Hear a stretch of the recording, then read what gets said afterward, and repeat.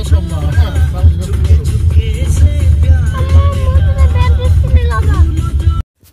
আলাইকুম, সবাই কেমন আছেন? আশা করি অনেক অনেক বেশি ভালো আছেন। তো আজকে আপনাদের সাথে শেয়ার করব হলো আমাদের পিকনিকের ভিডিওটা। তো এটা কয়েকদিন, যদিও বা কয়েকদিন আগের করা ছিল, কিন্তু উপায় নাই, আমি দিতে পারছিলাম না কারণ এডিটিং হচ্ছিল না। এই যে দেখেন, আমরা খুবই আনন্দ করি, সবাই যেতেছি, আমাদের ফ্যামিলির সবাই একসাথে। তো পিকনিকের মজাই হয়েছে আলাদা। তো কি আর করব, আজকে যেহেতু আমরা আমাদের গাড়ি নিয়ে যাচ্ছি না, এটা হলো আমাদের পাড়ারই এক ভাতিজার গাড়ি, তো তার গাড়ি নিয়ে হলো আমরা সবাই যাচ্ছি। এই যে দেখেন, আদনানের এইদিকে খুব মজা পাইতেছে। ও তো পিকনিক সেরকম বুঝে না, তারপরেও তো আমাদের সাথে দেখেন খুব মজা করতেছে। তারপর একটু একটু করে ভিডিও করছি, সব তো আর করা যায় না।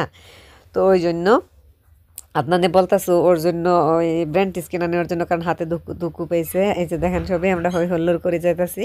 তো কিছু অংশ আর কি আপনাদেরকে দেখাইলাম। তো এইদিকে দেখতে দেখতে এই যে নগাঁও এসে পড়লাম। তো আমাদের নগাঁওটা আপনাদের দেখায় নিয়ে যায়। এই যে দেখেন নগাঁও, আহারে দেখেন কোনো লোক নাই, শুধু আমরাই গাড়ি দিয়ে যাইতেছি। কি আর করব, আমাদেরকে কিরকম অসহায় মনে হইতেছে।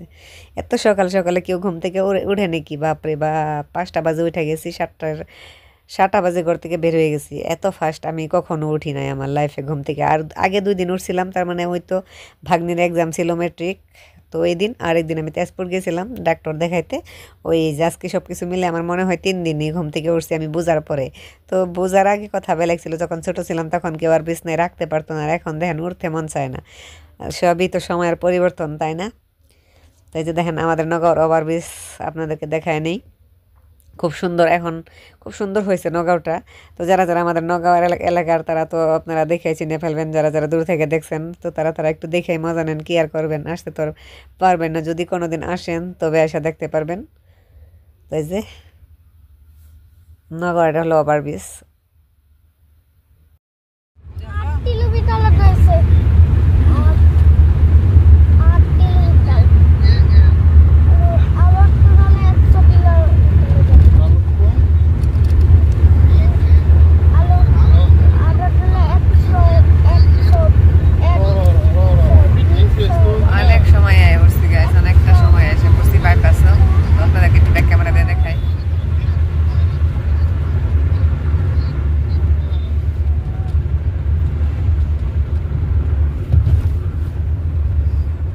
তো গাইজ, এটা হলো কলিয়া ভোমরা ব্রিজ। যারা যারা একবারও আসেননি তারা আসবেন, খুবই ভালো লাগে। তো যখন ছোট সময় দেখতাম, আমার মনে হয় এখনকার থেকে সম্পূর্ণ আলাদা ছিল।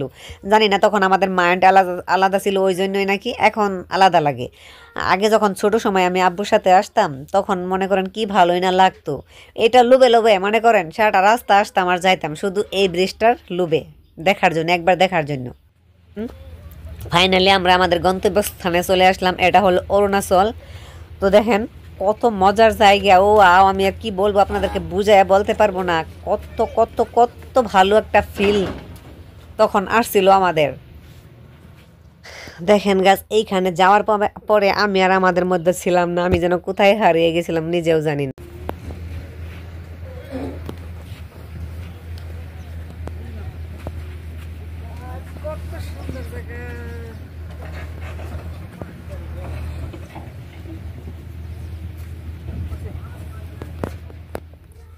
অনেকক্ষণ সময় ঘোরাঘুরি করলাম। এইদিকে আমাদের পেটে খিদায় চুরচুর করছে। কি আর করব, পেটের জন্য তো সবাই সব কিছু করাতে রাজি।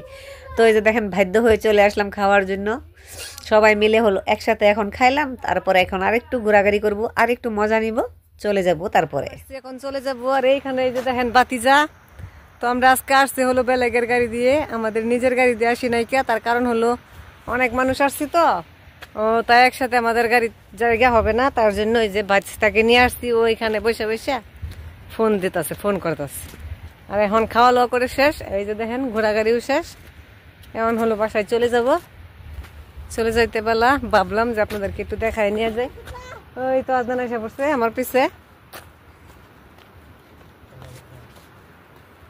কাহা কাহা যা রে বেটা, কাহা যা রে বেটা?